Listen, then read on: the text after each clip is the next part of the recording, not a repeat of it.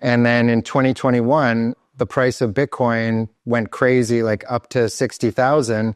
And even OGs I know were messaging me like, how come you're not spending your Bitcoin? And you can spend them. And I'm like, it's okay. I don't want to spend those ones because there's a privacy challenge because people know that's those Bitcoins are related to me.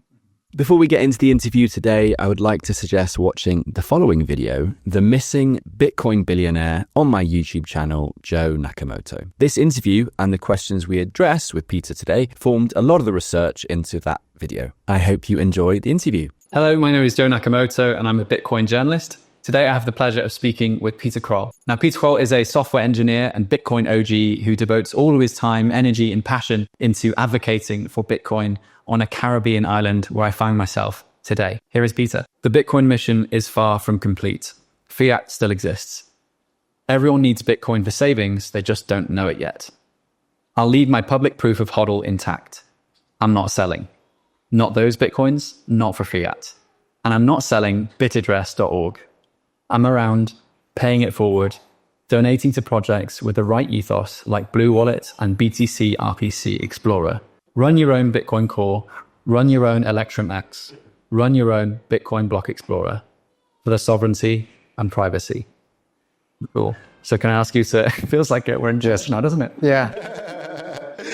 Well, you know, that thread was that type of emotion from other people. Yeah. And someone had DM'd me, and I still get the notifications when I'm DM'd on the Bitcoin Talk forum. Otherwise, I don't go there. And then I recognize the person's name, that they were also an OG, and they're like, hey, there's this weird thread on you. They think you're dead. Can you come back and post something?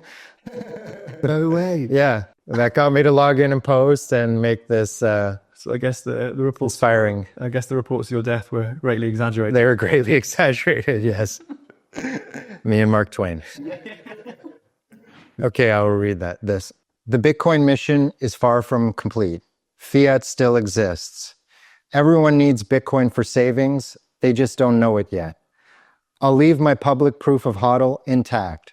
I'm not selling. Not those Bitcoins, not for fiat.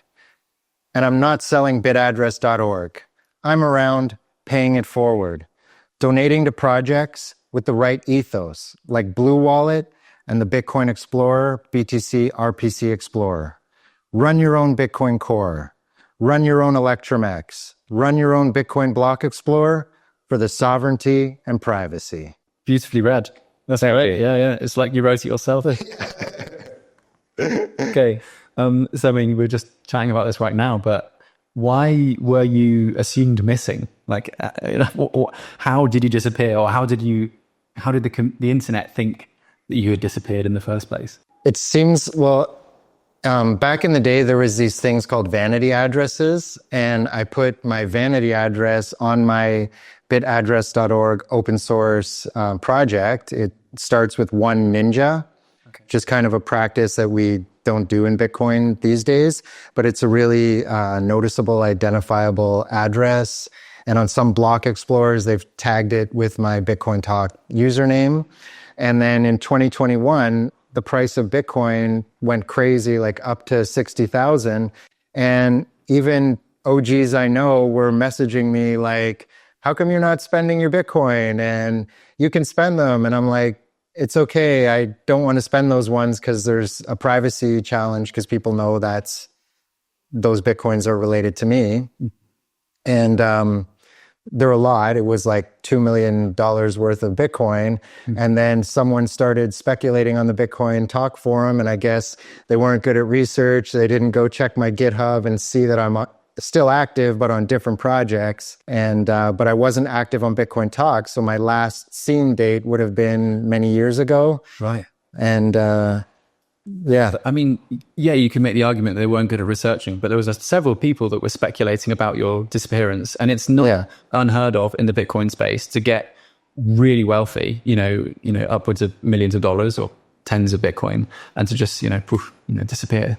Or end up, as they thought, deceased or behind bars, right? So, right. It was a really interesting way to come back into the scene, right? Even though you were there the whole time. Yeah. And I thought, I didn't want the speculation to keep growing. So I thought, let me just post an update, You could just, yeah, I was actually social all along. Okay. Cool. That's addressed. And I just wanted to get that elephant in the room out there, and that you are here, you are living, and you exist. Yes. For this interview today, I want to use a lot of it for the content that we're putting together about and how easy it is to live on Bitcoin here, or how hard, and the work that you're doing with Bitcoin Reef. I'm sure we'll talk about it more in detail. But before we get there, I want to get to know a little bit more about you and your motivations. So can we go back to way before Bitcoin, way before you were even, a student? Like, where are you from originally? Because you're of course not from this island.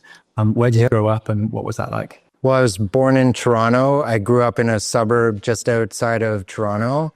And I went to university at Wilfrid Laurier there in Southern Ontario, studied computer science, and then went into the workforce there in Ontario. And then a few years into that journey of living in Toronto, my wife and I went on a vacation to St. Martin. That was like 2006. And by that time, there was already this technology called voice over IP, the Vonage. And I actually, well, I'll go back to it, but I met the guy who was instrumental in making that technology a global standard, which by him doing that, Mr. Pulver, that helped me change my life because I had this coding skill and I could do it from anywhere on Earth. And we were on vacation in St. Martin, and we saw a lady renting out jet skis for $100 an hour. And then I was like, this is better than what I'm doing in Toronto, coding. And I was also had a student rental business.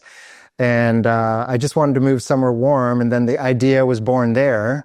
And we went back home, and it took us about a year to sell our student rental properties and prepare to come out here. And during that year, we saw an episode of House Hunters that was on Curaçao. And we saw that Curaçao is much more affordable for housing than St. Martin. It's outside of the hurricane belt, which as Canadians, that appealed to us greatly. And it's bigger than St. Martin, more population, more things to do, more fun, seemed like a better place. And then we came for 3 months as a tourist and fell in love with the island and never looked back. The rest is history. Yeah. Wow. So that was, 20 years ago now? 25 years ago now? That was 17 years ago. 17 years ago. So this is way before the digital nomad phenomenon. You were OG to that. I was the first generation of digital nomads. I was on Napster before Napster 2.0 launched. I was into the LimeWire, Nutella, those peer-to-peer things. So you have a knack for new technologies and, I was building websites as a teenager to try to earn side money. Okay. I read as well that apparently you were looking at building a micropayment software as a student at university. Yes. So like there's a trend here of you spotting what's going to be in the future, because micropayments is what we're using now with Bitcoin Lightning all the time. Yes. Finally made micropayments a reality. And what was it back then that attracted you to solve this issue of micropayments on the internet? And maybe explain why they were so problematic at the time. Well, you couldn't really make small payments on the internet under $1 back then. And I already had a business that was making money. It was called Track Your Stats. It was like a website counter that nowadays people use Google Analytics for that. And so we were making money from that type of ad-based revenue model. And then we wanted, me and a friend of mine, Kevin, to branch into this other area of processing payments for people because I was into money and understanding money. My grandmother used to give me on my birthday, like silver dollars, numismatic coins, and it would say like $1 on it. But then she would tell me it cost $25 to buy that. And that was like a puzzle for a young person that didn't make sense. Yeah. And puzzling on those things, sent me down the fiat rabbit hole of money from different countries. And then doing this micropayment processing put me in interaction with the banks and Visa and MasterCard. And they would say things to you like, oh, you have to do your business for 2 years and then we'll give you a MasterCard account. And then they're asking you to accept cash in the mail and weird things like that don't make sense in the internet age. But the internet was just starting and bankers and credit card processors weren't really tuned in to what innovators wanted to do. And we made some money with that, but eventually we closed it down because Visa and MasterCard didn't want to allow for third-party processing. So companies like PayPal, they were big enough that they got grandfathered in. And actually, as consumers, we're kind of lucky that even PayPal exists. It makes spending with a credit card easier. Yeah. They hook in bank accounts. And that pain made me ready for Bitcoin's message. Yeah. So Bitcoin was slashdotted in 2011. I think it was the second time. And at that time I saw it and I read the headline like Bitcoin, peer-to-peer electronic cash. And my background's in computer science. I took cryptography in university and I was like, oh, that's BS. That's an unsolved computer science problem people have been working on for 30 years. No one solved that. Click, I go to the website. Click, I download the white paper. Halfway in, I dropped the paper, like the mouse. I was looking on the computer and I was like, oh my God, Satoshi solved this thing. And then I read through the rest of the paper, read it again, and I was like, this is insane. Like, everyone needs to know about this. This is gonna like change the world. And then he did it with this Austrian economics thing where there was 21 million like gold. And right away, I knew Bitcoin was gonna be worth a lot of money. And I started searching like, how do I buy this thing? I'm here in Curaçao. Nobody knows about it, you know? And did you message your granny? I messaged my dad. Ideally. I didn't message my granny, but I found a guy named Nanaimo Gold on the Bitcoin talk forums. Yeah. I messaged him and I asked him, hey, how come you're not posting on Bitcoin Talk anymore? And he said the funniest thing. He said, after that Slashdot article, all the new people who came into Bitcoin are idiots. Which is what people say about the 2021 Bitcoiners or the 2017 Bitcoiners or the 25 idiots. I think I'm the world's biggest idiot. So he kind of went back socially into the Gold Talk forums and he was active there, but I still managed to get a hold of him and I needed to do an encrypted email with him. And even though I'm a coder, I'd never set up a PGP email. I did it just so I could get his bank account details. And he asked for it not to be a bank transfer, but it to be cash in his bank account. This is so shady. It sounds so shady, yeah. And then I call my dad and I say, Dad, listen, I need your help. I need you to go to the bank and deposit $200 in this random stranger's account. It's this new Bitcoin thing, but I'm not going to explain to you what it is because you won't understand it, but I just need to take this risk and I need you to do me this favor.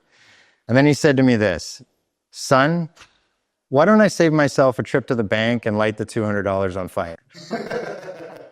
And I was like, Dad, quit joking around with me. This is serious. The price is going up and I need you to go there today and take a picture of the receipt so it shows the time that you deposited the cash. Right. But my dad wasn't good with his Blackberries back in those days, so he actually faxed me this little receipt. And the Nanaimo Gold guy took that, but after 2 or 3 times, he started getting suspicious, like why I'm faxing something in low resolution. Maybe I was like tampering with the timestamp because like Bitcoin could be $5 at 9 a.m. and $15 at 9 p.m. Like it was the first horde of coders had heard about this thing. So the price was going like this. Yeah. And a couple days later, it was $32. And I was like, oh crap, I missed out. It's too late. About $32. Yeah. Wow. How are you still in contact with your dad about this kind of phase? See it around? Yeah. My dad now has a Bitcoin wallet. He is a very risk averse guy. So I'm like, Dad, don't worry about that. I got some Bitcoin aside for you. So yeah. I send him to his Bitcoin wallet and he spends part of the year in Colombia and he's found a peer-to-peer way to turn that into cash pesos out there. Damn, your family's based, man. You're the Goldberg granny, like the peer-to-peer dad. Yeah. That's cool. The thing I was going to say on that is, oh yeah, of course, you mentioned you hodl a little bit with your dad. I think that's quite a common thing. A lot of Bitcoiners are not publicly hodling for a loved one or families or, entire, the grandkids or whatever. So yeah, I think that's also a pain point that needs to be solved at some point soon. Okay, so we've understood your light bulb moment and your first Bitcoin purchase, which was around the, $32 mark, or did you get back in after it crashed? After it crashed. It was crashes. Mt. Gox got hacked. I think that was the second hack. And then the price crashed to $17. And I was, working, and I had this dollar cost average mentality because I'm not a stock trader. I didn't have experience with trading anything. So I thought, I don't know what the price is going to do. I don't know how to play with these charts. So I'll just, buy beer money worth every month, and hopefully that'll work out. Wow. So it was a BCA. Yeah, BCA. Okay. That's awesome. And there's another sort of OG story that I want to touch upon, and I'd love to get access to it at some point as well. Apparently, you've got one of the world's most expensive T-shirts. I do, yes. Is that right? Yes. Okay. I need to show you that now that you mentioned it. I have it framed at home. Framed? Yeah. I mean, I guess you would, right? You would wear it. Yeah. No, I wore it until it's really ugly. So I've framed a really ugly T-shirt that's cleaned. I washed it. But, I didn't think of it as in those days. But hodling was an obvious thing for me. So I could tell you the bid address story and what inspired that. But in that same year of 2011, I was also spend and replace. Already, okay. Yeah, already. Yeah. So bidaddress.org, I registered the domain and paid for the hosting with Bitcoin. I found some hosting company that did all that. I regret paying for that hosting, in Bitcoin. But the T-shirt, I don't regret that. That was just good fun. And but it was before we had the honey badger, we had the flying squirrel. So it was a flying squirrel meme T-shirt. Interesting. And there was a company called Babel Tees, which doesn't exist anymore. And they took Bitcoin, and it was like 13.84 Bitcoin. And I even printed the email, which showed all that, and framed it with the T-shirt. Okay, so that's about $1 million, isn't it? Or around that. I mean, depends on when this podcast. I don't calculate it anymore. No, you're not. You could create a ticker just for the T-shirt, right? That is so much money nowadays for a T-shirt, but yeah, back then, I even bought silver jewelry for my wife. So there was a guy, I was his first customer, and back then shipping to Curaçao wasn't as efficient as it is now. And it took a long time. And after like 2-3 months, I said to the guy, oh, I didn't get it. And then he sent me another thing, but eventually I got both. And then I felt guilty. And I'm like, oh, I got the shipment twice. And he's like, you're my first customer, bro. It's Bitcoin. Don't worry about it.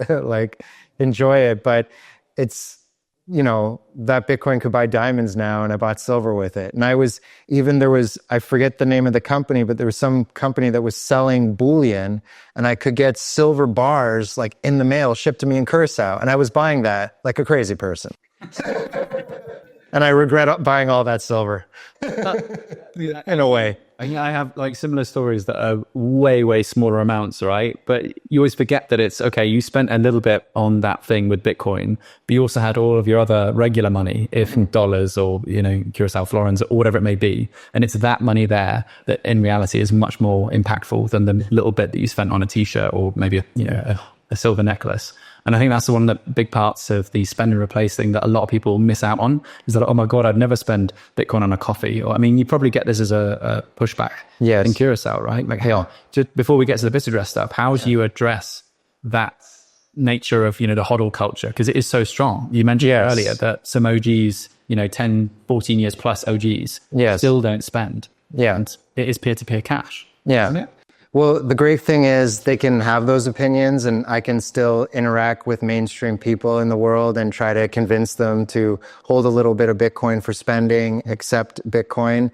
But really, it's part of the context or the bigger picture that some Bitcoiners haven't done the research on. So, imagine if I'm the first person to buy Bitcoin in Curaçao, then it must be true that I'm the first person to spend Bitcoin in Curaçao. Yeah. So it was lonely when I was the first person buying Bitcoin. And now when I'm one of the more active spenders, it's also lonely. But actually in 2024, I'm not the only one. Maybe in 2018 I was, but now there's enough people that, got in earlier cycles. And I really believe what's natural is people will hold Bitcoin for 5 years before they spend it. But in the initial stages for confidence, I encourage them to do one spend. Because if you just receive, it doesn't feel real to you, and you haven't practiced the full cycle. So that's why it's so good to have the grocery store Esperamos, where you can just buy something small. You don't have to go online and buy a T-shirt like I did and pay for shipping and pay for all these other things. So actually the practice is part of the confidence to store it for the long run. Yeah. Yeah. And I really think that the math works out such that 1/20th of everyone who's saving Bitcoin is spending Bitcoin. And that's normal in this early stage of adoption. And I also want to go a little bit into theory, which is for people who have read this book, 5,000 Year History of Debt by David Graeber. Yeah. He talks about the human element to money. And he goes through a lot of the history of money. And in there was this taboo between dowry money and market money, especially in Asia, like in India and China. So dowry money is something like gold or gold jewelry that a wife or a husband would have in marriage, so that if the other person died, they would have something they could sell and get them through many years of life. But it's something that wouldn't make sense to melt down into its bare value to spend in the market. So people would spend copper coins in the market, but gold jewelry would be dowry money. And in Bitcoin, we still inherit this ancient taboo, but because it's electronic, there's nothing stopping us from using this dowry money as market money. Yeah. And there was this challenge until there was Lightning. So Lightning is turning the dowry money into market money, and now it's both. Yeah. Yeah. Bitcoin is dowry money. Yeah. That's bizarre, but It is. totally understand the metaphor there. Okay. Let's address Bitaddress then as well. So talk me through why you created Bitaddress. And I mean, you are the inventor of the paper wallet too. Yes. Right? Did they sort of come hand in hand? Yeah, well, the idea was I want to get my Bitcoins on paper. So one of the early versions, I coined the term paper wallet. And the idea was you were printing 7 of these things that fit onto one 8.5 by 11 sheet. And that's why I called it a paper wallet. But what inspired me is there was a miner. His name was called All in Vain, his handle on the forums. And infamously, he got hacked for 25,000 Bitcoins. Yeah. And that was before the wallet file was encrypted. Yeah. It was one of the first major hacks, wasn't it? It was one of the first major hacks, the first one since I got into Bitcoin. And Gavin Andreessen was the lead Bitcoin developer at the time, before it was even called Bitcoin Core. And he had a 2-part solution. One was to encrypt the wallet file on your laptop or desktop. There was no mobile wallets back then. And the other thing was multisig. And he admitted that multisig would take many, many years to fully deploy. And the way he envisioned it was this 2 of 2 thing, which we can get into later, the Arctic Fortress that I'm trying to teach people. Yeah. So that I got worried about my Bitcoin. I was using Windows at the time. I still wasn't an everyday Linux guy like I am now. And I just had one laptop. I was middle class. I wasn't wealthy. And, I was downloading back then like BitTorrents and stuff on my laptop where I had Bitcoin. But Bitcoin was worthless back then. Yeah. But after that hack, I started to get worried. And I was working full-time for a sports betting company doing JavaScript, and I really studied JavaScript a lot. There was an architect from Yahoo, I think his name is David Crockford. Had all this learning material. I studied everything because we were building a high-performant sports betting website that had to handle 10,000 users, 5,000 soccer games on a single HTML JavaScript page. So my JavaScript knowledge then was even sharper than it is now because I was day to day doing this stuff. And I realized, well, all this can fit on a single HTML page with the QR codes, with the JavaScript that you could download offline. So if people didn't trust me, they could disconnect their internet and there would be no way for me to put something malicious in there. And then I wrote the code like in a very clean way. So with like comments, large variable names. So anyone else who understood JavaScript, which is the world's #1 most popular programming language. So that's the English of coding. Yeah. So the most people speak that language, and you can just search for a couple keywords to see if there's any remote calls that are going to steal your Bitcoin. So it was instantly got high trust. I didn't even have a GitHub when I released the first version. Guys on the forum convinced me, hey, get a GitHub. And then when you make changes, we can audit the changes. It's easy to see the differences. So that also showed that there was market fit immediately. Immediately. And the first person who responded was Casacious, Mike Cadwell, who did the famous Casacious coins. Yeah, and he did BIP. No, I'm getting it wrong. 39, 38? BIP 38. Yes, he did BIP 38. Okay. And he sponsored me with a bounty to integrate it into bitaddress.org. That was like for the 2013 bull market. He was like, okay, now we got to worry about the evil maids and people might steal these paper wallets. Right. And he put that bounty up, and actually another guy did the implementation, but it took me like 6 months to audit it and merge it into my code base because I'm hyper paranoid about that. Like I want to be confident about every line of code. And, Apple users of Safari, one specific browser, someone lost Bitcoin one day because there was some glitch, not in the code, but in Apple's code, Huh? So, and in the earliest versions of Bitaddress, before I got this peer review, there were bugs in it too. So I was very, very paranoid that the smallest bug could like black hole people's Bitcoin. Okay. And that's part of the reason now that I've just ossified it and kept it at legacy addresses. It doesn't support any new address formats because it's giving people what they want and need. Yeah. I mean, prior to coming out here, I went on there and like I'm a 2019 Bitcoiner, right? And I'm not at all technical.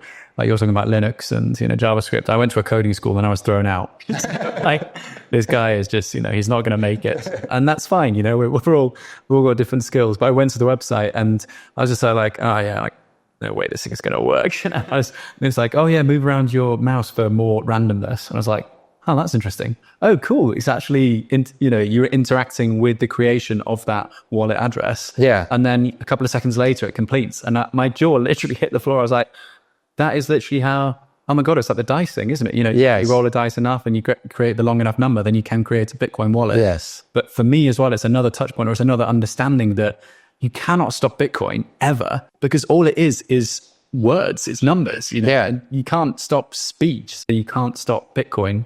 So for me, it's just another like, okay, well, you need to buy more Bitcoin. I went on there and I was like, I don't have enough Bitcoin again. Yeah. So it's just another understanding thing. So I encourage anyone who's watching or listening to this to just go on Bitaddress, create a wallet address and play with it. But don't do it with a MacBook Safari from... No, it works now. It was just a specific older version that there was some glitch in.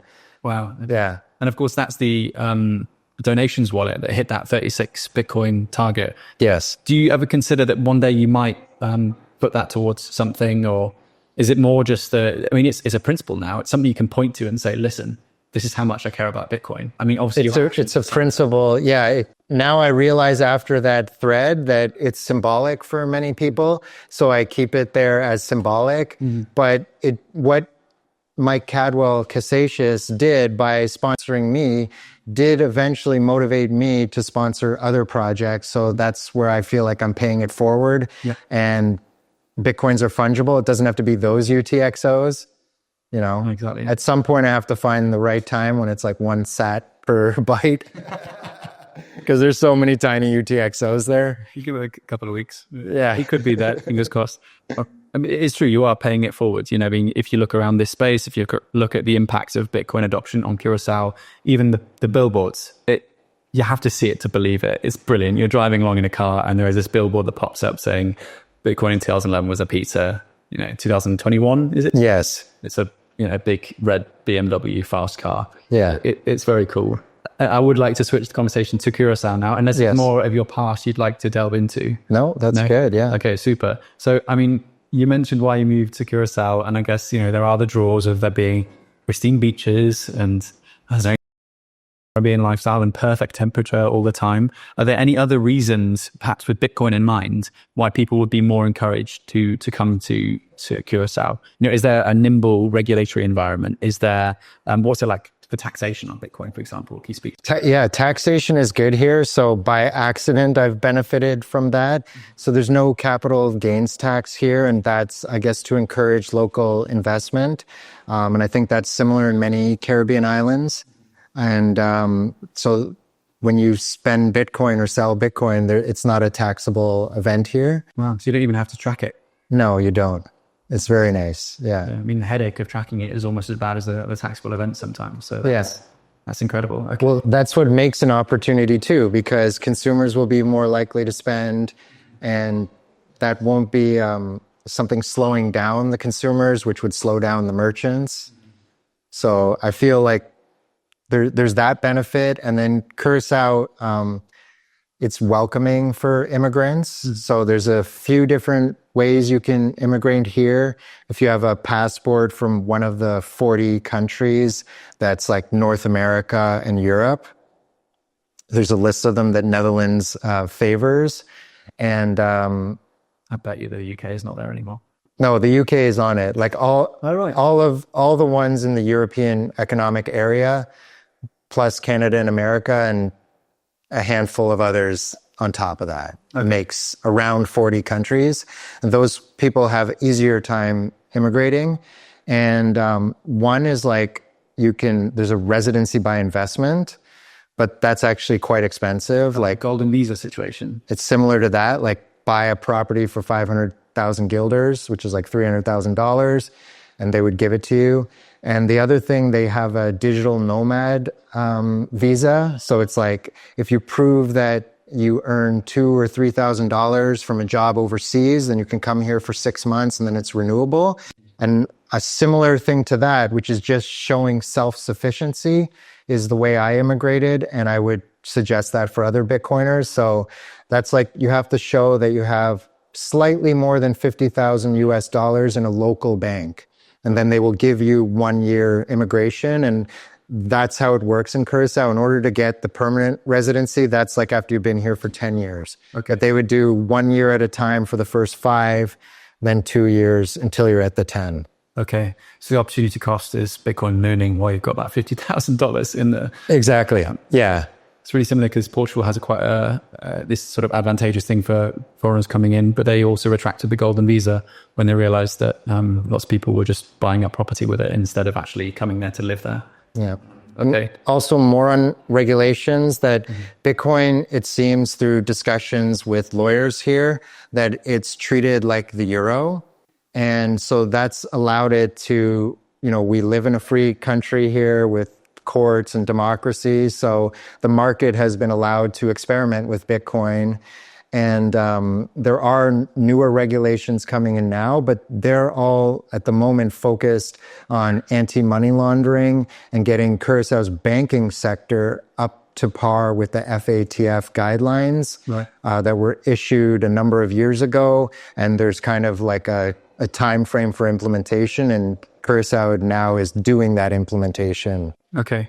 So it's interesting that Curaçao follows some American-esque regulations and some European-esque regulations. Like I guess the MiCA thing is also going to be impacting stuff. Is that affecting the VASP, the virtual asset service provider? Not the MiCA directly, because we're a territory that's overseas of Europe, and there's a special way that those overseas territories are handled by the EU law. But we very much align with the US because we're dependent on correspondent banking there, and our currency here is pegged to the dollar. So the most important economic relationship for Curaçao is with the Bank of America through the Maduro and Curiel's bank. That's the biggest bank in Curaçao. And if their connection to Bank of America is open, then we're open for business globally. If something were to compromise that, that would hurt us. So what's important when we're teaching people Bitcoin is to teach them that we're not here trying to replace fiat. This is an in parallel option. Bitcoin, I try to explain, is the fourth reserve currency from a Curaçao perspective. The dollar is the most important, then euro, then gold, then fourth is Bitcoin. But Bitcoin, like the dollar, is something foreigners can bring here on vacation, and then we can use that money to import things from overseas because we're an import-based economy. Oh, right. Okay. We import food and stuff too. Yeah, I noticed that in the supermarkets. I mean, and also on top of that, Curaçao's land is more desert-like than other Caribbean nations. As you yes, it's not tropical; it's more arid here. Yeah. But then the aquarian life, or the fishing and the reef is still really healthy here. Yeah. And which in other parts of the Caribbean, that hasn't been the case because of the temperature with global warming and lionfish. So it took the lionfish 20 years to get here, and they're a pest in the water. You can eat them, right? You can eat them, yeah. And I would encourage people to eat them because that's how humans manage pests. Either. Got it. Yeah. If only we could eat shitcoins, eh? Yes. Okay. Speaking of economy, I noticed this morning there was a big oil tanker passing on the beach that I was on. And I lived in Trinidad like 7 years ago. And obviously Trinidad was an oil-rich-ish. But then it also got into refining. What's Curaçao's relationship? Is it mostly oil-based, or is it doing refining for other countries? And what does that look like? We used to refine Venezuelan oil. So PDVSA was renting the oil refinery here that was created by Shell. And that was strategic in the World War II in helping the Allies. And actually there's a treaty was made back in those days. So Americans can come to Curaçao without any immigration challenges. Because so they think the war's on, do they? Well, no, it was a treaty that was made from back in those days. Yeah. And there was a court case a decade ago that an American took to court in St. Martin that also impacted here, that Americans have the right to come here without any type of proving, like any burden to immigration. So they walk into immigration with their U.S. passport and ask for it to be stamped, and now they're a resident. Wow. Yeah. I can imagine a lot of American Bitcoiners thinking this is too good to be true. You know, there's no tax on Bitcoin. It's Bitcoin, like there's Bitcoin merchants everywhere, you know, OGs like yourself who are actively promoting it, and you can stroll into the country. Well, the challenge for Americans is they have like a global tax system, so they go to Puerto Rico because of that. Always forget about that. That's my lack of American perspective coming through. Yeah. But for vacation, I encourage Americans to come. Coinbase now supports Lightning. Okay, maybe you have to do, make a taxable event when you withdraw to your Lightning wallet and spend it all here, and, to not have to do every transaction or check with your U.S. accountant. I'm not giving financial advice or U.S. tax advice. Yeah. But it's definitely a tourist destination for Bitcoiners. Oh, yeah. Fabulously so. But when we look at other Caribbean nations, they tend to, if they do discover a natural resource, there's always like sort of, it's actually called Dutch disease, right? Didn't that affect Curaçao as well? And I'm kind of loading this question, right? Because I almost see Bitcoin as being a way in which economies globally can diversify. Look to El Salvador, right? There is an argument to be made that it diversified its economy away from exporting crime to, becoming a tourist destination with this sort of Bitcoin cherry on top, which, encourage Bitcoiners around the world to visit. Is that something that Curaçao could also do? Could also sort of put this Bitcoin B on the island? And that would also be an economic motor. Is this something you're envisaging? I'm envisaging that. Yeah. So, for me, the main motivation is I personally want to spend Bitcoin. Yeah. So we have a meme like get on zero.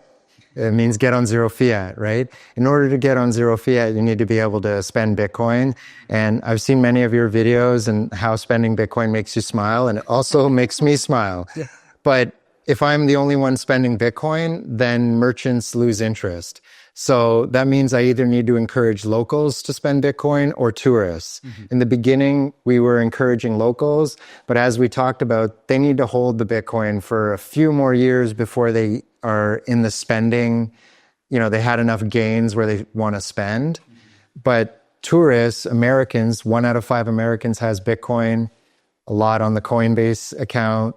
Coinbase now has Lightning. Yeah. They can spend it here. They've been hodling long enough. So, and we see with adopting Bitcoin and the BTC map where now it's not just Arnhem, Curaçao, El Zonte. There's 50 solid places, cities or islands that have this. And so there's Bitcoin digital nomads going around checking all these places out. And I want Curaçao to be like one of those stops. And if tourists are coming here spending at places where I spend, then the merchant is going to keep accepting Bitcoin. Yeah, no, absolutely. If there's one thing I've noticed from visiting lots of these circular economies around the world, while the tourists and the tourism is really important, it's a critical part, and it's a sort of a validation in a way. It's like, hey, it's working. Like, we walk into the hat shop today and the guy like warms to me immediately. Well, he's on a personal net. He's Yes. with you, right? Yeah. And on top of that, he's like, oh yeah, I love that Bitcoin thing. Yeah, you want to spend it? Yeah, let's go. Yeah. And you could see those sort of light bulbs going off in his mind.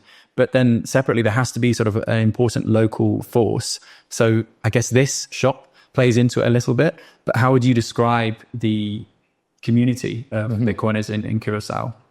A lot of it is virtual. So my friend William Santiago started the first in-person meetups here in Curaçao, which is how we all linked up to be virtually in the same chat room together. So that was 2014 or 2015. He started that. And I was giving a Bitcoin talk through my wife's friend was holding a 3-talk mini conference. And the funniest thing is I spoke on Bitcoin that day and someone spoke on the paperless office.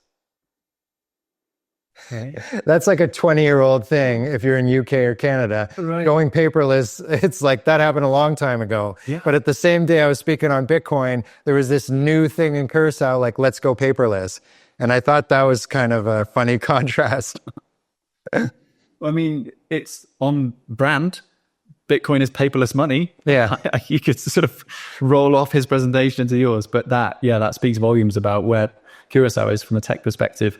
And yet you were saying earlier that mobile penetration in Curaçao and internet penetration is really good here, right? So you can transact freely all across the island without Wi-Fi. You can, but like with a caveat that a lot of people don't buy mobile data because it's a way to save money. So that is a significant, like 30 or 40% of people might not have data or might not have data all the time, like on the road. Okay. Yeah. So how big would you say the Curaçao Bitcoin community is now? Like if you host a meetup, how many people show up and how many are in the Telegram groups, for example? Well, they're orders of magnitudes different. So meetups are usually less than 10 people. If it's like a social thing, it'll be like 20 or 30 people. And I didn't really realize that till I was watching your documentary from Bitcoin Witsand. And then he was saying, some people want to come to meetups, but more people want to come to like happy hours. So like that's in the back of my mind for this upcoming year's planning. And this Friday, we're going to have a Bitcoiner happy hour. Hopefully a lot of people show up. Oh, nice. Yeah. On Signal, we're like 250 of us. On Telegram, we're 600 something.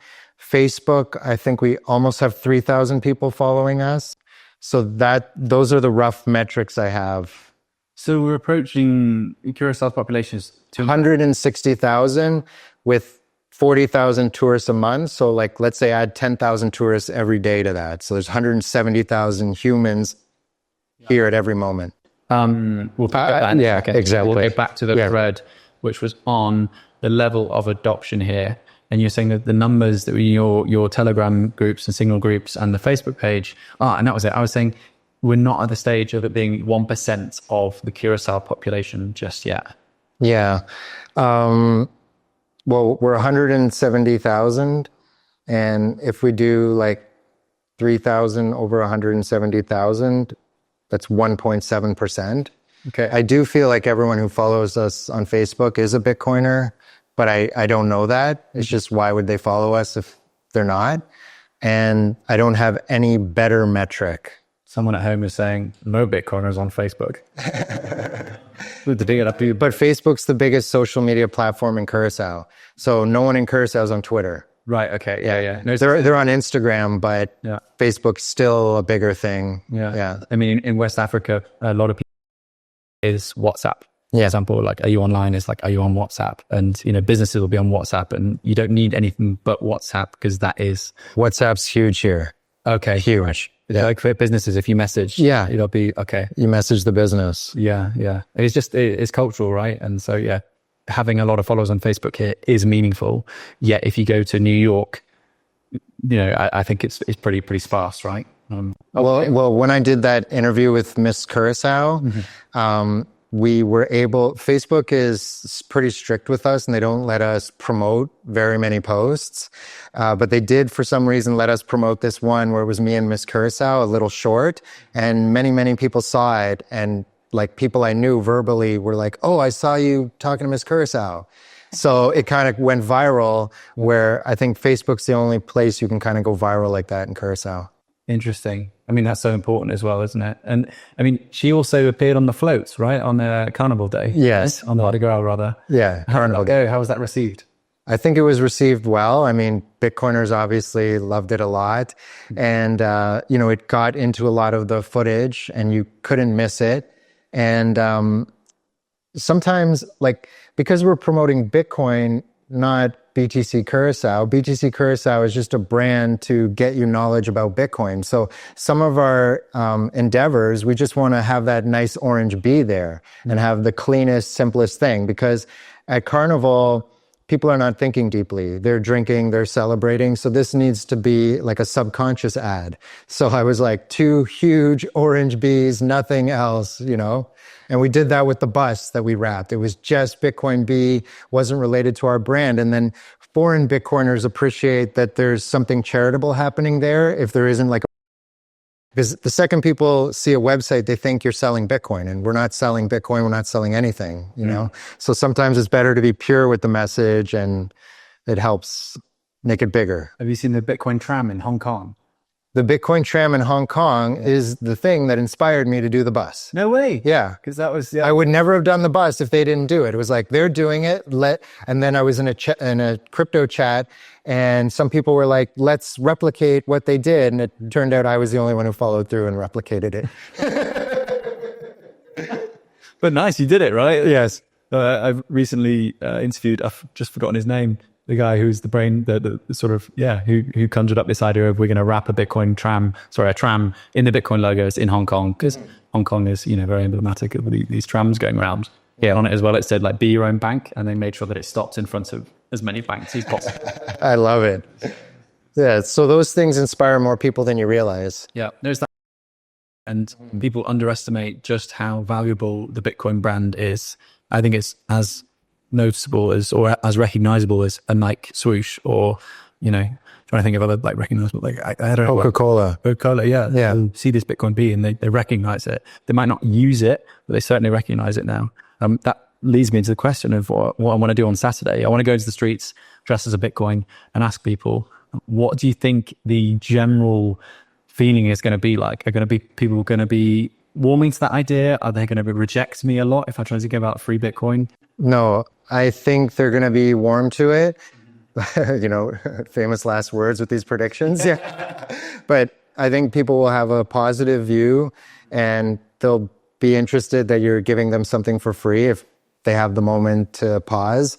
They might think of Bitcoin like gambling, or it's risky, or they'll say they're really meaning to look into it, but they haven't taken the time to research it because finance is a bit dry. And people think they have to learn a lot about Bitcoin, but I'm like, no, you need the wallet. It's an app, and you need a few Bitcoins. And before that, you won't care. So if you don't have Bitcoins, you won't learn more about it. Yeah. Okay. Could we talk about a few success stories you've seen on the island so far? I mean, for example, this supermarket that accepted Bitcoin, that appears to be a very successful story. That's the biggest success. And we try to hit that drumbeat over and over and over again, for branding, awareness, and what people are going to remember. If I can put in people's head that Esperamos grocery store takes Bitcoin, that's better than them remembering anything else, that there's 100 shops, there's 20 restaurants.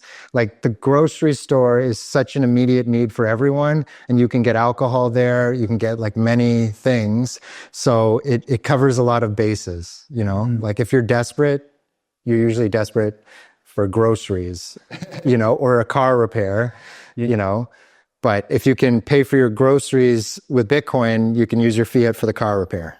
Did you do that? How did that come from? Friend Francisco. Francisco introduced me to Ricardo de Freitas, and we made friends at a Bitcoin meetup. So these Bitcoin meetups serve an important part of physically networking people here on the small island. And then we stay networked together in group chats or by DM. And Francisco said this thing to Ricardo in front of me, which is, Ricardo, you have such an opportunity to make a difference. Even by taking Bitcoin, you move the conversation forward. Was he already a Bitcoiner? Ricardo was already a Bitcoiner. he had some GPU mining going on, and that was probably mining an altcoin that he was converting into Bitcoin because it was past the days when GPU mining would be effective. But he's a Bitcoiner and a geek and stuff. And if you get to talk to him, one thing maybe he can elaborate more is he personally shared his family philosophy with me, which is as a grocery store, they have the responsibility to accept the maximum number of payment options possible so that their customers can always get access to food. So that might mean government food stamps, or during COVID, there were special government food stamps. And this is not a huge, strong, rich government. So taking the food stamp from the government, it's not 100% guarantee that'll turn into a bank deposit in the future. Right. So they really put themselves out there to take the maximum amount of payment options, including layer 1 Bitcoin back in 2018. Then months before the El Salvador law went into effect, I got Ricardo on Lightning, and we did the first Lightning transaction there, which also is the world's first that I'm claiming grocery store to accept Bitcoin and to accept Lightning. Mm-hmm.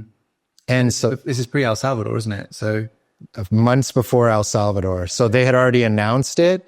And then I was like, before grocery stores there are forced to take Bitcoin, let's get you on Lightning so we can also, claim that world's first as well. Okay. Yeah, that definitely is. I have spent Bitcoin at the grocery in El Salvador. It was just as seamless as here because, once it's in place, it is just like, tapping to pay or whatever. It is as easy. Okay. What about some challenges or some roadblocks you might have hit in the Bitcoin Curaçao story? Do people often reject what you're trying to achieve here? Well, businesses say no. And I don't know if it's less often than other places because we are, I think, top 5 for density for like per capita and per square kilometer for merchant adoption here in Curaçao based on btcmap.org. But majority of people will say no. So that's one challenge. The biggest challenge that I always feel at the top of my head is how much wallets have changed from 2020 till now. You've got to hear this so often. Yeah, so it was like, Blue Wallet's got this custodial Lightning, and back in 2020, Lightning was a bit clunky, but I was like, if I can convince consumers and merchants to use Blue Wallet, then it will be seamless. And then the layer 1 was there and the Lightning was there. But then infamously, we know that custodial Lightning wasn't Blue Wallet's passions.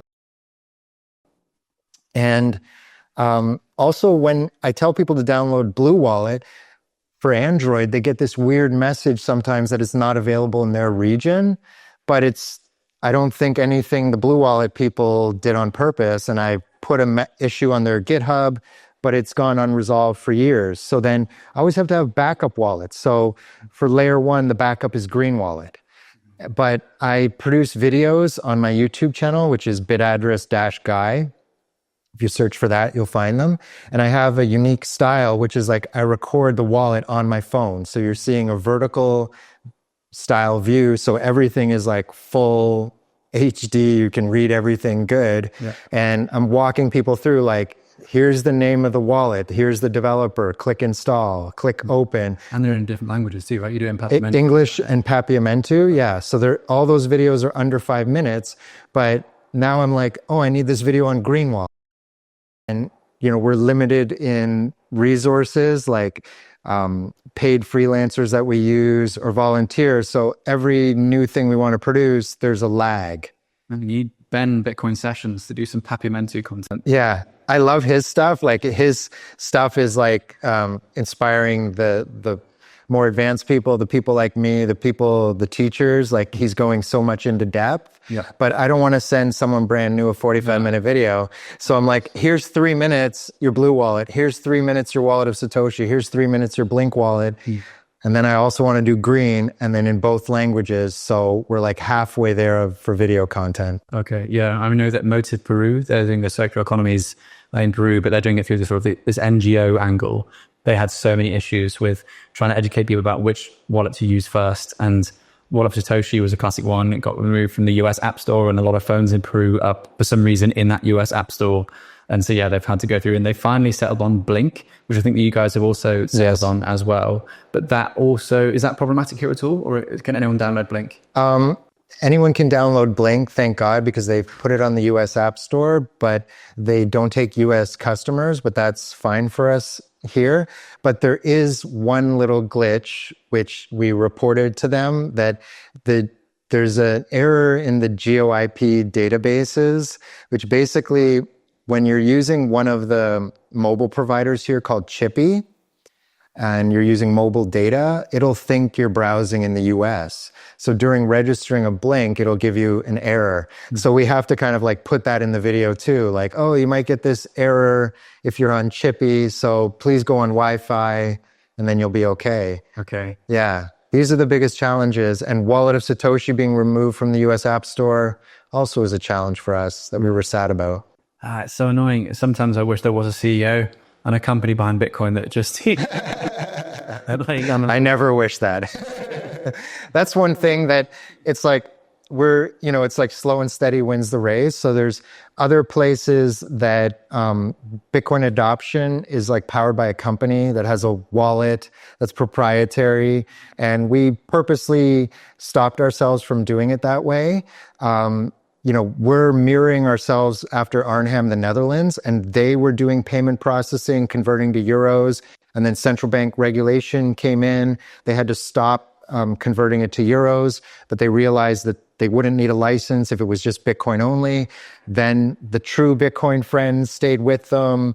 The fair weather friends, they lost, but they're doing a lot better since El Salvador as well, because this Adopting Bitcoin conference that's going around, they're one of the stops on the tour, and that's re-motivating businesses. And there's a guy there named Patrick who's obsessed with Bitcoin like me that's going around and orange pilling people. And it's like, one person can make a lot of difference in the world. A huge amount. But it's kind of like, this Batman Robin thing. They always have a Robin as well. Like if you look at South Africa, there's Herman Vivier and Lutando. And Lutando is just unstoppable force. He just goes around orange pilling people.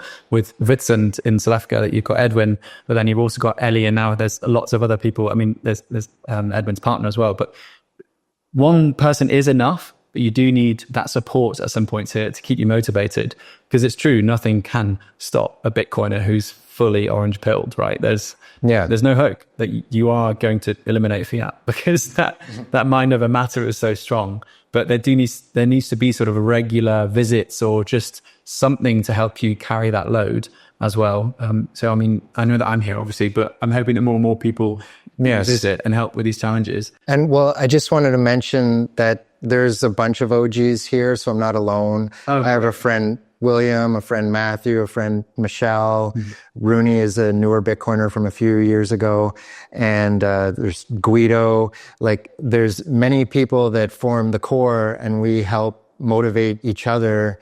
And in our Signal chat, we're heavily Bitcoin maxi there. And there's certain people there that kind of promote that culture, and the altcoiners stay more quiet and stuff. And there's a friend of mine, Prashant, and he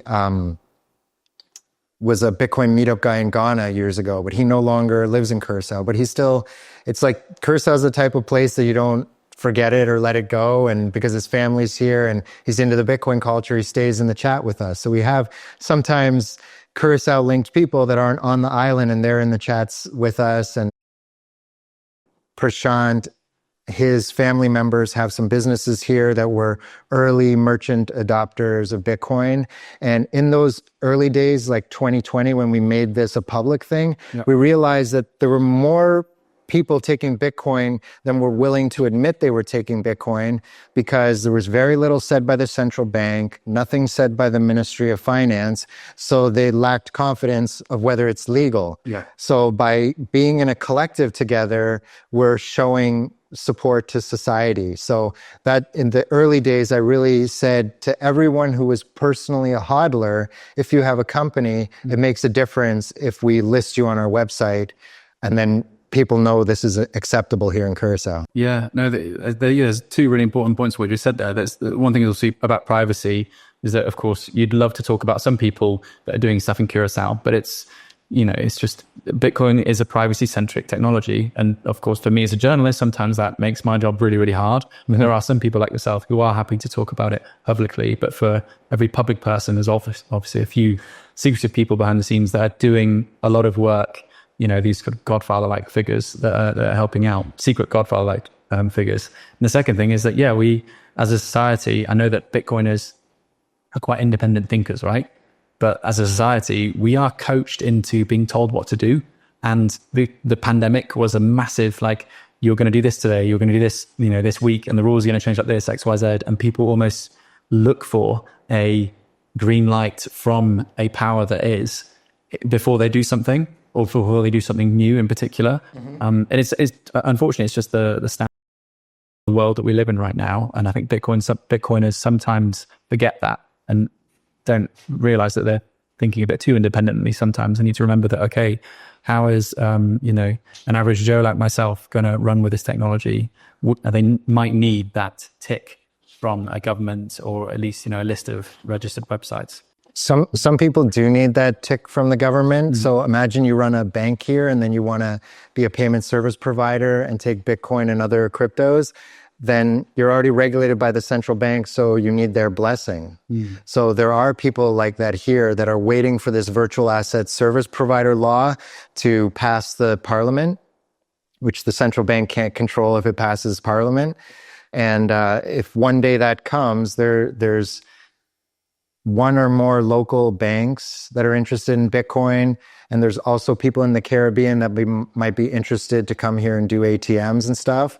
But these are the people that are dot their I's and cross their T's and want blessing from the regulator. Yeah. They're not going to do anything that's not above board. Okay. There's one element of Bitcoin that we haven't really touched on yet. You mentioned a little bit about GPU mining, but is there any appetite for mining Bitcoin in Curaçao? Is that something that's even realistic? That takes a lot of thought, that if Bitcoin mining could be practical here in Curaçao. So energy costs are 66 guilder cents, which is 40 something US cents per kilowatt hour. Okay. And it's a little bit more than in Aruba. It's maybe 15% cheaper over there. But in America, it's 5 or 6 cents per kilowatt hour, or cheaper at the industrial scale. So part of our electricity is from diesel, on the grid, but 30 or so % is from wind turbines. Right. And we're hot here, so to do mining, it would have to be immersion cooled mining. Yeah. And keep in mind, I mined Bitcoin back in the day, so I also don't have the deepest insight of how to make that happen here. Okay. But if you wanted to use solar panels, it's also not really practical. And I've seen on Twitter some people doing home mining with a solar rig, but they're all DIY, nothing professional yet. Okay. So it's quite impractical. And I just think no one is legally doing mining here. And maybe there was 1 or 2 cases of people illegally mining, and we did hear about it in the newspaper that they got busted. Interesting. Yeah. Okay. Yeah, for hot countries, a lot of the time you're thinking, okay, well, what do we have in this country that needs to be heated up? The nothing is that needs to be cooled down, right? Yeah. Man, the person or company or whatever it is that can solve Bitcoin mining, and then instead of it becoming heat, becoming AC transfer or something, that would be the next $1 trillion idea, right? Because imagine that in a place like Curaçao or Dubai or that whole belt across the globe. And I have a nerd miner right here. It's not powered at this moment, but we can plug it in to see it work later. I don't keep it running because I don't want to mine all the time. Yeah. In case dust gets in it and it creates a fire issue or something like that. Who knows? Okay. But the nerd miner is fun for conversation. Yeah. No, it shows, again, it's one of those physical touch points, like this shot, like the Bitcoin stickers everywhere, that break down these, preconceived ideas of Bitcoin. It's so important. Okay, I'm going to do a speed round now. Yes. Just to change up the tempo before we get back into the Curaçao stuff. Okay. So, what is these? Pineapples on pizza, yes or no? Yes.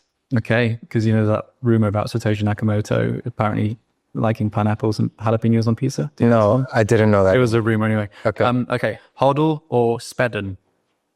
Spedden? I'm trying to make this a meme and it's so bad. Okay. Yachts, yes or no? No. Okay. Bits or sats? Sats. Can socks be worn in sandals or Birkenstocks? Yes. Hardware wallet or offline phone? Offline phone. That's my segue. Okay. I watched this amazing video of you and Paco explaining why hardware wallets might not be the best thing for people's security setups. I know that was a 30-minute long video, but that was my segue question into asking you this. Why are you advocating for people to use offline phones as opposed to wallets? And I guess within that question, can you explain what you mean by this setup? Yes. Well, Blue Wallet, I'm a big fan of that app, and it's not a company, it's just an open source project. And some years ago, they created this wallet type that they call Vault. So you can make a 2 of 2 multi-sig wallet, multi-signature wallet, or 2 of 3, and those type of things. And now that the product's been out there for a while, and because I don't recommend anything that's new. So the thing has to shown that it's a solid product for a few years. And Blue Wallet's my everyday wallet, and I have these multi-sig wallets as well. And 2 things motivated me to speak publicly about this. Actually, if you go back on my original bitaddress.org forum posts, somewhere buried in there is me explaining to people about 2 of 2. And there's a way to do that on Bitaddress, the old school way. But it's not something that's teachable. I don't have the skills to teach it. It's too complicated. But teaching 2 of 2 with Blue Wallet, I do have the skills to teach that. So 2 things motivated me to publicly share this, do the video with Paco, and make the companion website. So one is I'm in a crypto chat with a lot of OGs. Unfortunately, a lot of them are shitcoiners now, but they still have a stack of Bitcoin. They worry about how their kids are going to inherit it. They get into debates about teaching their family Coinbase versus self-custody. And there's horror stories there with using Coinbase for teaching your family that. People do get SIM swapped, hacked, and lose all the Bitcoin, which wouldn't happen with a multi-sig 2 of 2 wallet or even a single sig wallet. Is easier to secure than your Coinbase because Americans don't know how to set up their phone and their Gmails to not be hacked. So that takes quite a lot more work than properly setting up a Bitcoin wallet. So I've been arguing this with these OGs, and I publicly challenge anyone to debate me on this security protocol. I read everyone else's protocol, and I stand by this. And there's a guy, Bruce Fenton, who runs the Satoshi Roundtable, and he put this list of 6 tests, and this Arctic Fortress protocol, the default version that's simpler, beats 5 of the 6 tests.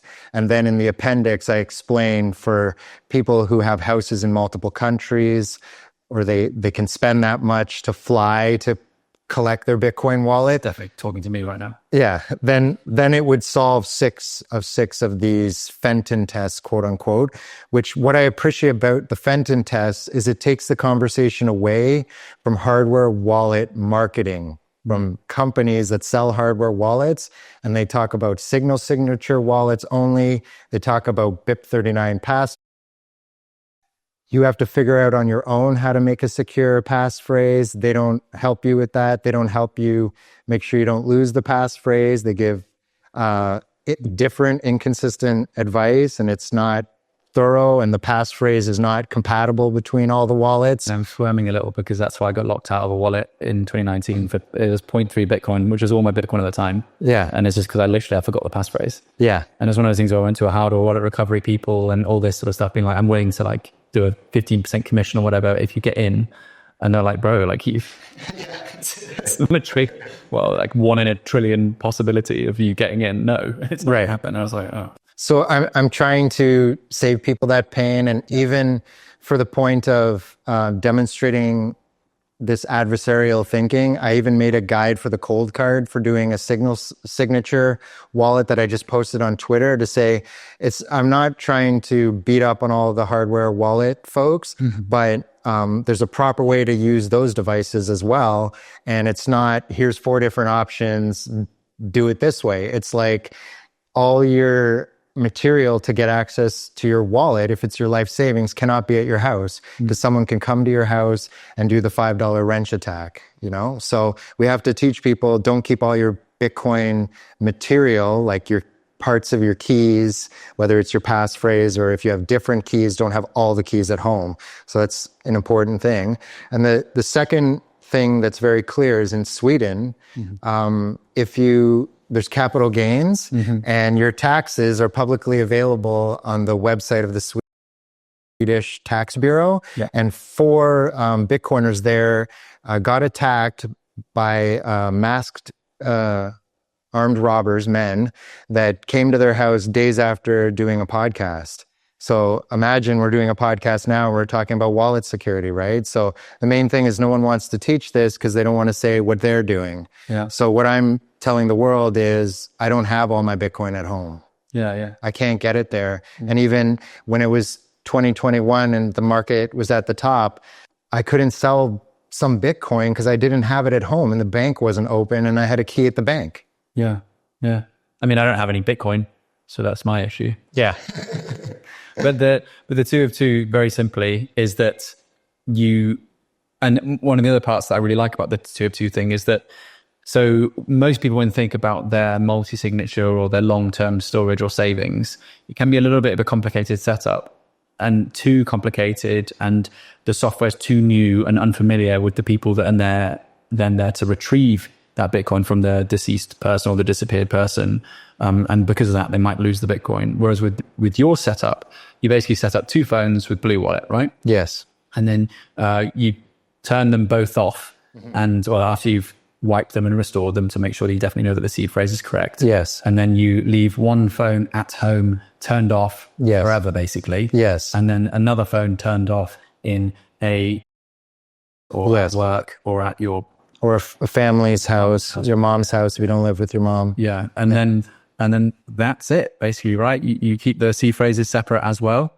And then I'm going to let you keep talking because I forgot the rest of it. Yeah, well, part of it is that you have to have confidence, right? Yeah. So the same wallet app that you're using for your life savings, you're using it as your daily or monthly wallet. So it's on your everyday phone. You have Blue Wallet there. Your heirs have Blue Wallet. So you're being practiced using Blue Wallet for single signature, makes it easier to do it for multi-signature. And one of the biggest challenges is people are scared to touch their setup or do anything with their setup. Yeah. And this way you can teach your heirs the app that they're eventually going to need to use. Yeah, to recover that. Yeah, and then you have to have like a document for your inheritance plan. And I recommend the book, Crypto Asset Inheritance Planning by Pamela Morgan. Okay. Like I thought I knew a lot about doing this the right way, and her book taught me a lot. It humbled me. Okay. Is there any way that you can explain a lot better than I did, just the 4 points of how you set up that 2 of 2 multi-sig on Blue Wallet? Because I've explained it really poorly, and I'm sure... Yeah, well, one thing is you start with a Lightning wallet. That's the level 1. Level 2 is on your everyday phone. You just have Blue Wallet. So you go back and forth between those things. And then, once you have a layer 1 regular Bitcoin wallet, you get used to writing the 12 words down and putting it on a crypto steal. Okay. So that same thing I'm not going to repeat for the other levels, but for every time you make a new wallet, you're making a crypto steal. Yeah. So then level 3 is just a single dedicated phone that you turn off, that's not with you when you're in public, that's like hidden in your home somewhere. If someone steals it, they won't even know Bitcoin's on it. If they're demanding you give them Bitcoin, they won't know Bitcoin's on it. But if it says Ledger, Trezor, Cold Card, they know something's in there. They're not going to give up easily. Yeah. And so I think people need to have that level 3, that offline Blue Wallet on a phone that they power off and hide in their house for quite a while and get used to that before you go to the 2 of 2. Right, okay. And so 2 of 2 is just two of those offline phones that talk together, and you can reuse the one that you used originally. Yeah. And the two of two, so people understand it such that in order to send money from that phone or spend it from that phone at some point, they've got to turn on one, create the transaction, and they've got to turn on the other. And that sort of confirms that they can then move those funds from both the phones. Exactly. Yeah. Both of them have to be involved in signing. Yeah. And one phone can technically stay offline the whole time.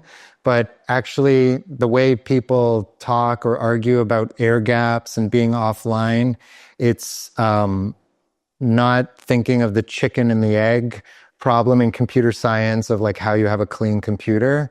But I don't want to go that technical into it. But it's okay if you have a dedicated device to turn the Wi-Fi on for a few minutes. That's not in practice how people are being targeted and hacked. Yeah. So there isn't someone on the street with a LoRa detector trying to, do something with your phone that already had to be pre-tampered. It would, that's crazy levels of paranoia, right? But no, I like it as well because it's more approachable. Like I struggled with, for example, with my dad to get him to hold his own keys because those hardware wallets are such foreign devices. And no offense to hardware wallet developers, but they look intimidating. Even the BitAxe looks kind of like cool, but it's for Bitcoiners, right? It's for hardcore Bitcoiners. I think for Bitcoin to achieve greater levels of adoption, hardware wallets have got to look a bit less like an intimidating calculator made by, some nerds in an office somewhere. And it's got to look more like an everyday item or like a phone or just be a phone. And in this situation, most people have an old phone at home. I'm not saying they should use that. Probably best to buy a fresh one. It's best to buy a fresh one. And the first thing people say to me is the old phone thing. So I'm like, create a wallet there with $200 on it, see if it gets stolen. That's a big thing too, which I call it the honeypot. Maybe it's not the way people always use the word honeypot, but you have to have some Bitcoin on every single device that could be stolen to prove to yourself that the device is clean. And so you can't prove to yourself that a cold card is clean without putting some money on it. And actually, now that the Dark Skippy attack came out, you also have to spend that money. Like, let's say spend half of it, leave half of it there, and then wait to see if your money gets stolen. So I think hardware wallets are good for corporate setups. Yeah. And that's also where I think 2 of 3, 3 of 5 makes sense. So if a person is only responsible for a single device and 1 or 2 crypto steals in a corporate environment, that's where hardware wallets make sense. Yeah. And then there's nobody wants to get fired, so it's like the save your ass thing. And then they're not using Android, they're using some unhackable hardware wallet so they can claim in order to save their job. They had, or not style security, whatever. Okay, we talked about 2 of 2 multi-sig hardware wallet failure and why you should do it with a phone instead. Let's go to, I've got some more sort of like looking forward and advice questions, because I know that lots of people around the world are thinking, okay, but what can I do locally, if anything? So what advice would you give to those people that are looking to start similar objectives around the world? In a different city and they want to get it going. Yeah. Aruba, Bonaire, other places like that. Or, it could be London or Taiwan. Yeah. If you're in London, I would say move somewhere where there's no capital gains tax. So that's not going to be like a government-based impediment, and try to like spur it up there so that there isn't some regulatory thing where there's an accounting burden that makes a headache that, but are there generic things that you can apply to any jurisdiction around the world, providing that Bitcoin is legal? Like obviously I can't advise this in Algeria or China. Yeah. So from a generic perspective, what I would say is talk to businesses where you spend Bitcoin. That's the main strategy that myself, my wife uses. People in our Signal chat, when they're asking like how they should go about it, I say, go somewhere where you spend money, because there has to kind of be one Bitcoiner for each of these merchants to keep the practice going. Because we're really at the stage of adoption where the cashiers need practice, need to learn, need the reminder. So, bug the people where you're the customer. Right. Okay. Yeah. And where you've got that trust already, right? Yeah. Okay. Anything else that comes to mind when you think of, starting these circular economies? Do you, for example, have to have loads of Bitcoin? Do you have to be OG? Can you start can you start this afresh? You can invest a lot into this. It looks great. Yeah, thank you. Well, we do invest a lot into spreading the message. Physical billboards or TV or radio ads are expensive, but Facebook ads, YouTube ads are very affordable. There was no BTC map that I remember when we started. So the main thing was like, let's make a website where we list everything. But if we were just starting a game, we would just list them all on BTC map, which we do, and I keep them in sync. Yeah. But for someone new, I would just say heavily just depend on BTC map and try to promote that. So one thing that I'm trying to change this second half of the year and into next year is to have some advertisements that are purely just about the BTC map. And if possible, get a place at the airport, like put an ad at the airport where you could see that you can download this BTC map, right there at the airport to get people's mindset ready to spend Bitcoin. Wow. Yeah. I mean, it is one of those classic pain points of like, well, I don't even know where to spend it. And now there is finally BTC map to point to. And I'm sure Nathan and the BTC map team will be very happy to see. Yeah, I sponsor them too. Yeah, I love those guys. Yeah, I like the stickers as well. It's their own take on the Bitcoin logo. Yeah. Okay. There's some stickers on the table over there. Oh, yes, there are. Yeah. Came prepared. We haven't touched on this, but do you see, or could Curaçao adopt Bitcoin as legal tender? Would that even be beneficial to the country, given that there's already 6%? I personally think at this time, it wouldn't necessarily be beneficial because there's heat that El Salvador gets by being so bold and making it a legal tender. So the IMF, the World Bank. So, earlier we're talking about the correspondent banking relationship for Curaçao. Yeah. So here at BTC Curaçao, we're not advocating that Bitcoin is legal tender. This is a grassroots up thing. And I think that's more meaningful. So I'm happy that El Salvador started grassroots and now they're doing top down, and it's kind of both going on because people will get access to education easier if the government's on board. That's for sure. But we're doing this research on 43 countries that have Bitcoin wallets, and El Salvador and Central African Republic, with an asterisk, are the only two where Bitcoin's legal tender. So there's 41 countries that did something proactive with Bitcoin without going to that extent. Okay, yeah. And it's true. How useful has the Bitcoin adoption strategy been for the average Salvadoran? Like, you know what I mean? The jury's kind of out on that because most Salvadorans are spending dollars. It's only a very few. And a lot of those are because they've gone through a grassroots Bitcoin education movement like the My First Bitcoin program, which is what I want to ask as well. Is that something that you envisage rolling out here, like the Mi Primer Bitcoin graduation style academies, or a similar thing for Curaçao? That's challenging for us to do Mi Primera Bitcoin. We have to find the right instructor, and then there's a lot of commitment from the students. I do think I have someone that could be the right instructor, but it's a multi-week course, right? Yeah. So it's quite intense, and so we're more focused on like Bitcoin basics and let's get you a wallet. Okay. And people over the years have asked me this question, like, do you go into schools and talk to children about Bitcoin? Yeah. And I was like, well, no, we don't do that. And one, it's not my area of expertise. And during the pandemic, my wife was having conversations with me about donating tablets to schools because our boys go to the international school here, which is American curriculum. They didn't miss one day of school. So the second the government said schools are closed due to the pandemic, they were home the next day on their tablets with the Google Classroom thing, with their teachers on video, and everything just was so smooth and seamless. And then we felt bad for public school kids, missed many, many months of education. And then the journey took us to a realization that they don't have internet in the classrooms. Yeah. So the government did a good job to make sure the internet connections go to every school.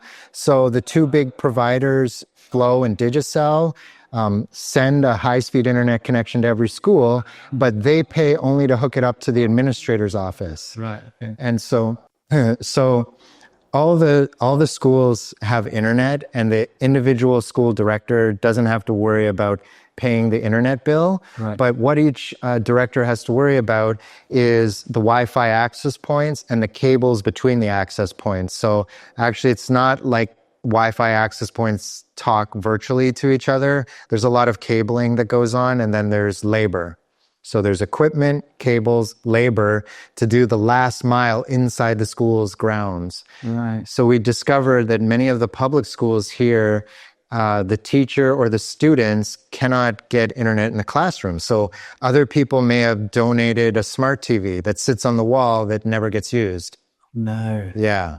But it looks good, right? It looks good, yes. So actually in Curaçao, one challenge of getting people to work on this Wi-Fi in the classrooms is it's invisible.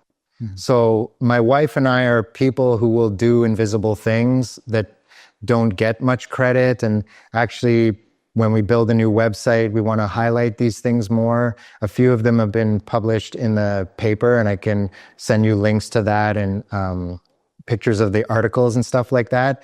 But, you know, our first thought isn't to talk about it. Our first thought is like, hey, before we teach people about Bitcoin, I think they need the internet, and they might self-learn about Bitcoin. So it's like Bitcoin is this higher order thing that sits on an internet bedrock. Yeah. So I want to live in a society where everyone's child got the internet, and it might not change everyone's life, but I was a very self-motivated, self-learning individual, and I know a certain percentage of all the children everywhere on earth are like that. And if they don't have internet at home, but they can get it at school, that can change their lives. Yeah. So we've done 5 or 6 and a juvenile detention center, and we're continuing to do this with a foundation Habri. It's called Open Society Foundation in English. Okay. A gentleman named A. Suarez has done this, done many schools before us. And part of the challenge to doing it ongoing is to find the money, you know? Right. Yeah. And through this effort, repeating it over and over, we've got better at paying the suppliers in Bitcoin. It's always an opportunity, isn't there? Yeah, exactly. So there's actually multiple IT companies here that would sell us the cables and the Wi-Fi equipment, and we could pay them in Bitcoin. And then it started to be that the guy who installs the cables is willing to take Bitcoin, and he knows where to sell it. And A. Suarez also has a Bitcoin wallet, and he, you know, uses it for VPN sometimes. Like it's not that Bitcoin was instantly something that made sense to him, but he sees that it's a practical thing that people can use. Right. Okay. So I'm still trying to think of a way in which you could sneak the Bitcoin education into the youths there. But you know, you're already addressing such an incredible pain point for people, right? If you can't get online in 2024, then you are automatically at a disadvantage, right? And all the opportunities nowadays are online. Yeah. So, and also since new regulations that came out in May that the central bank is asking virtual asset service providers to register, it's not clear if someone does paid courses about Bitcoin, because they're receiving revenue and they're giving people advice on Bitcoin, even if it's not financial advice, maybe they have to register, maybe they don't. It's still too early for us to have clarity on that. okay. Yeah. So you don't want to take the risk either. So yeah, we're staying outside of things that need to be regulated, because for us, it's just about awareness, education, and pointing people to the tools that are available in the market. We're not providing tools, and we're not taking revenue. Okay. Yeah. We're not giving financial advice. Yeah, of course. You know? It's life advice. Yeah. Well, you know, are you allowed to say buy Bitcoin? I saw one of your talks and you said the FCA won't let you say that. But maybe we can say that here. But if you say buy Bitcoin today, maybe that's financial advice. Yeah. You know, and that's why the billboard is showing a historical fact. And we're never, ever going to make a price prediction, because that's not what we're in it for. Interesting. Yeah. I've seen other billboards in the UK, for example, that say got Bitcoin ? Yeah. Because that's just, they're not just, you know, do you have some Bitcoin? Yeah. But yeah, the FCA thing is I can say it and I try to say it, but if I do say it and they watch it and they could find me and then, you know, punish me and whatever. Right. Yeah. Yeah. Okay. We've covered a lot of ground and talked about a lot of really interesting things, everything from, you know, last mile Wi-Fi solutions to whether or not an American should come here and spend their Bitcoin. I have two last questions, but is there anything you wanted to particularly bring up or you think we haven't discussed that you'd like to highlight? Yeah, there's a couple of things. Yeah. One is a Bitcoin card game that my oldest son and I worked on. It's called Bitcoin Boss, and you can buy it at bitcoinboss.cards. Okay. So that's just a side business that he's doing. Yeah, I wanted to shill it, marketing, my background is coding, not marketing. So the world made me a marketer. A set or is it how? It's a card set. Yeah, I should have had it here. I was going to bring it today and I forgot. Yeah, but I'm going to give you a copy of it before you leave. Yeah. That's okay. But that was a lot of fun. It's a completely original game, and we were inspired by Shamory, had a Bitcoin game out there. Yeah. And it just started as a father-son project. And yeah. Now, so there's a few other things as well? And the other thing is bitcoin-reports.com is a transaction explorer. The intended audience is the accountants of all these merchants that are taking Bitcoin. So important for tax reporting purposes is to know the fiat exchange rate for every single transaction you did. Yeah. So you can look up by transaction ID, address, or XPub, and you'll get like a Excel spreadsheet. You'll see it on the website. You can download an Excel spreadsheet with all that information. Okay. And for Lightning, it's a little bit more manual, but you can look up all the historical rates. Yeah. And that's powered off a Bitcoin node that I run. And I also wanted to thank the guys from Coin, Eric Voorhees, because they have the best historical fiat price feed, and they don't charge any money for it. So them giving that data for free allows me to collect it into my database for free and share it with other people for free. Oh, cool. Awesome. Yeah. Okay. Okay, my last few questions. Do you ever get people knocking on this door with like bizarre questions? If people are like, is this where the Bitcoins are made? No one came with a bizarre question, and normally it's by appointment only. We have a little sign like make an appointment Tuesday or Thursday, and WhatsApp us. It goes to a business number I have, not my personal number, and I check that once a day. If people call, I typically don't answer, and I say WhatsApp me. We get a lot of inquiries about the Bitcoin ATM, which is not from BTC Curaçao. That's an independent company who does it, but you can only reach them on Instagram. Crucially, They're for profit. We're non-profit. They're for profit. Yeah. Okay. What's this? Scrooge McDuck. Yeah. Well, we wanted to fill this space with Bitcoin art. So this was a Bitcoin art piece that we thought was cool.